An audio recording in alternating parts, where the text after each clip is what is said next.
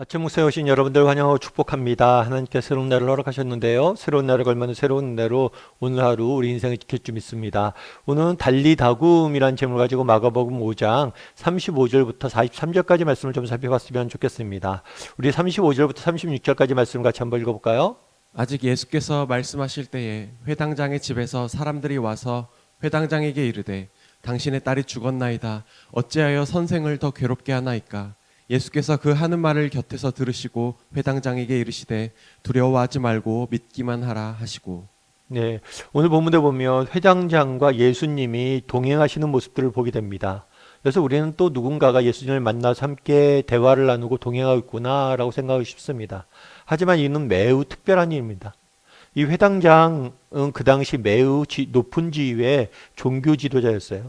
그리고 당시 대부분의 종교 지도자들은 예수님을 배척하고 예수님과 대립하고 있었습니다. 따라서 종교 지도자였던 그중에 높은 지위가 있어도 회당장이 예수님과 함께 있다는 것은 결코 흔한 일은 아니었어요. 특별히 오늘 본문에 읽지 않았지만 처음 예수님이 회당장을 만날 때 회당장이 무릎을 꿇고 예수님을 맞이하고 그에게 부탁하는 모습들을 보게 됩니다. 사실 이렇게 높은 지위에 있는 사람이 게다가 정말 자신의 지위와 신분이나 이런 모든 것들을 내려놓고 또 정치적 입장도 갈리고 있잖아요. 근데 자신의 모든 것들을 내려놓고 예수님 앞에 무릎 꿇는 것은 결코 쉬운 일이 아니었을 겁니다. 그렇다면 왜 회당장이 이렇게 예수님 앞에 무릎을 꿇었을까요? 그 이유는 회당장에게 12살 난 딸이 한 명 있었습니다. 근데 이 딸이 큰 병에 걸렸어요. 회당장이라는 지위에도 알 수 있듯이 그가 가지고 있는 많은 노력들을 다해서 힘을 다해서 딸을 살리려고 노력했어요. 하지만 이 딸을 결코 구할 수 없었습니다. 딸의 병세가 점점 깊어졌어요. 그래서 모든 것을 내려놓고 예수님을 찾아온 거죠. 딸을 살리기 위해서. 이런 야이로의 부탁에 예수님은 그와 동행하면서 야이로의 집을 향해 가고 있을 때였어요. 특별히 이 가는 도중에 뭘 만났냐면 어저께 살펴본 것처럼 12회 혈루증을 앓는 여인을 만나게 됐죠. 그래서 이 여인을 예수님이 고쳐주십니다. 정말 이 여인이 내가 예수님 옷자락 하나만 만져도 고침을 받겠다라는 생각으로 옷자락을 만졌는데 그 여인이 고침을 받았어요. 이게 어디냐면 회당장의 집으로 가는 도중에 여정 중에 일어났던 일이. 그럼 이때 이런 혈루증 여인의 모습을 보고 회당장은 어떤 생각이 들었을까요? 12년 동안 꼼짝달싹도 못했던 여인을 고친 거잖아요. 그러면 우리 딸도 예수님 살릴 수 있겠구나 라는 기대를 가졌을 거예요. 내가 잘 찾아왔구나 이런 소망을 가졌을 거예요. 그런데 문제는 그 다음이었어요. 회당장 집으로 가고 있을 때 회당장 집에서 사람들이 왔습니다. 사람들이 와서 뭐라고 이야기해요? 당신의 딸이 죽었다고 이야기하는 거예요. 이 말을 들은 회당장의 심정은 어땠을까요? 12년 동안 딸을 살리기 위해서 노력했습니다. 정말 딸을 살리기 위해서는 자기의 모든 것을 포기할 수 있었어요. 자신의 지위, 명예, 가진 모든 것을 포기할 수 있었어요. 그런 절박한 심정을 예수님이 찾아갔고 예수님은 정말 사람들을 고치는 모습을 직접 보았어요. 야, 이제 소망이 생긴 거예요. 이제 해답을 찾은 거예요. 이제 딸이 살 길이 생긴 거예요. 그런데 가는 도중에 뭐 하려는 거예요? 딸이 죽은 거예요. 이제야 겨우 해답을 찾았는데 딸을 고칠 사람들을 찾았는데 딸이 죽고 만 거죠.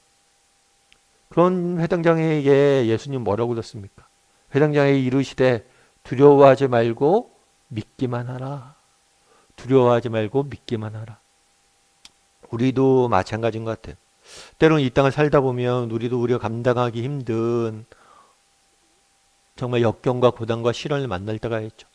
그럴 때 특별히 야이로가 그랬던 것처럼 정말 절망스러운 상황들을 맞이할 때가 있습니다. 모든 것이 끝난 것처럼 느껴질 때도 있어요. 어디 하나 소망될 것이 없는 것처럼 느껴지는 순간들이 있어요. 그렇죠. 모든 것이 끝났다. 이제 더 이상 선생님을 괴롭히지 말라. 이제 모든 상황이 끝났다. 그런 절망스러운 상황을 만날 때가 있어요. 그런데 그럴 때라도 우리가 해야 될 일이 있습니다. 그건 뭐예요? 예수님을 바라보는 거예요.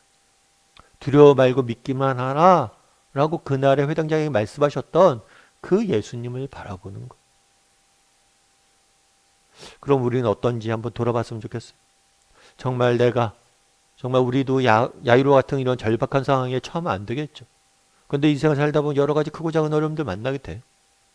근데 정말 그 순간 힘들고 어려울 때, 절망스러운 상황들이 펼쳐질 때, 정말 인생의 염려와 걱정과 두려움들이 찾아올 때 정말 두려워하지 말고 날 믿기만 하라 말씀하시는 예수님을 바라볼 수 있냐는 것. 여러분, 강영우 박사님을 아마 아실 거예요. 이 박사님 같은 경우에는 되게 힘들고 어려운 형편을 이겨내고 정말 믿음으로 이겨내고 정말 하나님 앞에서 은혜를 받은 사람은 많이 알려져 있죠. 이 강영우 박사님 같은 경우에는 경기도에 태어났어요. 그런데 13살 때 아버님을 먼저 떠나보내야만 했어요. 아버님이 먼저 돌아가신 거죠. 참 젊은 나이에 아버지가 어린 나이죠. 어린 나이에 아버님을 먼저 떠나보내는 게 얼마나 힘들었겠어요. 근데 그 다음에 또 문제가 생겼어요. 어떤 문제가 생겼냐면 축구를 하다가 공에 눈을 맞았어요. 근데 그로 인해서 실명이 된 거예요. 또 게다가 같은 해 어머니가 돌아가셨어요. 근 2년 사이에 부모님을 다 잃고 눈까지 실명하게 된 거예요. 남동생은 또 철물점으로, 여동생은 고아원으로, 그리고 본인은 맹활 재활센터로 보내지게 됐어요. 부모가 없으니까. 사실 여러분, 우리에게 이런 일이 일어난다면 어떻게 되었을까요? 여러분, 이거 상상도 못할 일이죠. 게다가 강효호 박사님은 모태신앙이었어요. 여러분, 정말 어려서부터 예수님을 믿고 정말 예수님 교회를 다니고 그랬는데 정말 어떻게 그럴 수가 있냐. 하나님 원망스러울 수도 있었겠죠. 그래서 기도했어요. 하나님 앞에. 하나님, 저 좀 보여달라고. 눈 좀 떠서 앞 좀 보게 해달라고 기도했대. 몇 번을. 그런데 고쳐지지 않는 거예요. 그런데 그렇게 절망 속에 있을 때 어느 목사님의 설교를 들었어요. 그 목사님께서 얘기할 때 사도 바울의 이야기를 한 거죠. 사도 바울도 정말 평생 몸에 가시를 갖고 살았고 그 가시가 워낙 고통스러워서 고치워달라고 하나님께 부르셨지만 결코 그렇게 하지 않았다. 하지만 그 가시의 고통이 그에게 능력이 되게 하셨다라는 말씀을 들은 것. 그 말씀을 듣고 그래, 비록 나도 이제 바울과 동일시한 거죠. 나도 정말 힘들고 어렵지만 나의 이 고통을 통해서 정말 하나님이 하시고자 하는 일이 있을 거야. 이런 생각을 한 거예요. 그래서 열심히 노력을 했어요.